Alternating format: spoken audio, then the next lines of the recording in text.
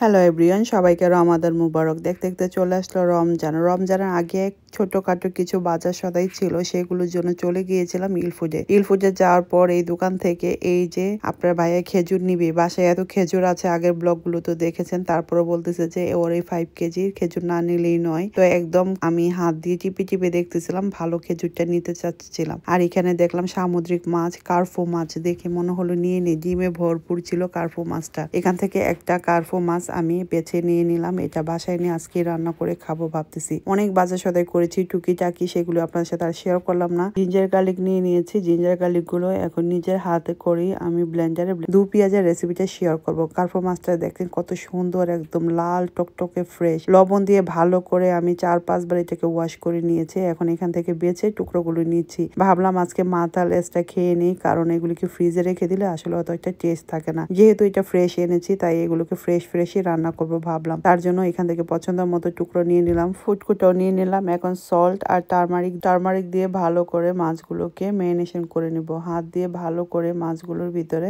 ঘষে হলুদ আর লবণটাকে লাগিয়ে নিতে হবে। এর পাশে আমি একটা ফ্রাই প্যান বসিয়ে দিয়েছি। পরিমাণ মতো কুকিং অয়েল দিয়ে মাছগুলোকে এখন ভেজে নিই। গরম তেলে আমি মাছগুলো দিয়ে দিলাম, দিয়ে দুপাশ ভালো করে ভেজে নিব। উল্টিয়ে পাল্টিয়ে ব্রাউন করে ভেজে নিব।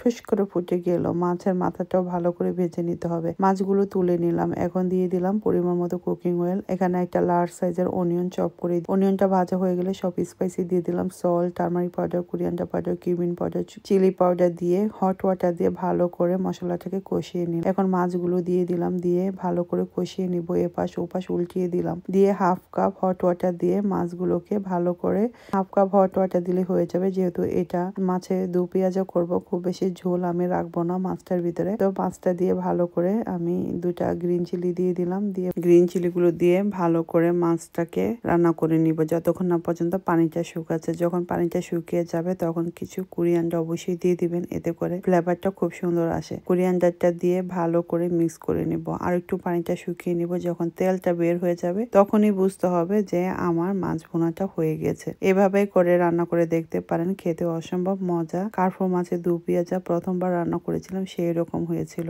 নতুন নতুন রেসিপি এবং ব্লগ যদি দেখতে চান, পেজটাকে ফলো দিয়ে প্লিজ আমার সাথেই থাকবেন। গরম ভাতের সাথে সার্ভ করবেন কার্ফো মাছের দু পেঁয়াজা। দেখতে যেরকম লোভনীয়, খেতে সেই রকম হয়েছিল। এরকম নতুন নতুন রেসিপি এবং ব্লগ যদি দেখতে চান, তাহলে পেজটাকে ফলো দিয়ে প্লিজ আমার সাথে থাকবেন। Thank you for watching everybody. Bye by.